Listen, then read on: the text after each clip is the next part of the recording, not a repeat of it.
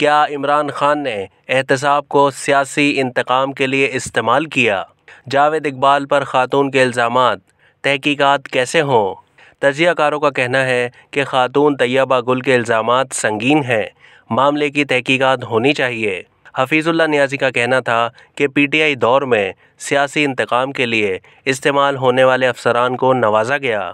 तजियाकारों से सवाल किया गया कि क्या तैयबा गुल के इल्ज़ामात से इस इल्ज़ाम को तक़वीत मिलती है कि इमरान खान ने एहतसाब को सियासी इंतकाम के लिए इस्तेमाल किया।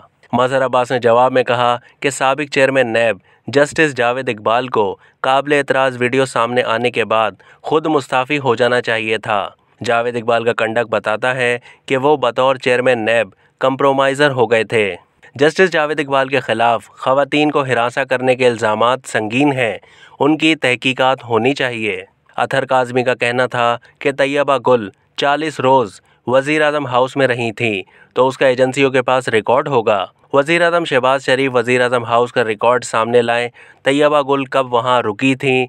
तैयबा गुल केस में बुनियादी चीज़ उन्हें हिरासा करना है। उसका एहतसाब के अमल से क्या ताल्लुक़ बनता है? अब नून लीग की हुकूमत आ गई है, वो चेयरमैन नैब के ख़िलाफ़ तहकीकात करके हक़ाइक़ को सामने क्यों नहीं ला रही? महमिल सरफराज ने कहा कि पीटीआई हुकूमत चेयरमैन नैब की वीडियो लीक करने में शामिल नहीं थी, तो तैयबा गुल के इल्ज़ामात पर इंक्वायरी क्यों नहीं की गई? इमरान खान दौर में नैब सियासी इंतकाम के लिए इस्तेमाल हो रहा था। तैयबा गुल की वीडियो भी इसके लिए इस्तेमाल की गई। जस्टिस जावेद इकबाल चेयरमैन नैब होने के साथ लापता अफराद कमीशन के सरबराह भी थे।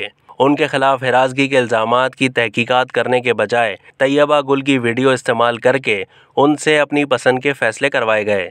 अब तक के लिए इतना ही। मज़ीद मालूमात के लिए डेली जंग के यूट्यूब चैनल को सब्सक्राइब कीजिए और फेसबुक के पेज को भी लाइक कीजिए।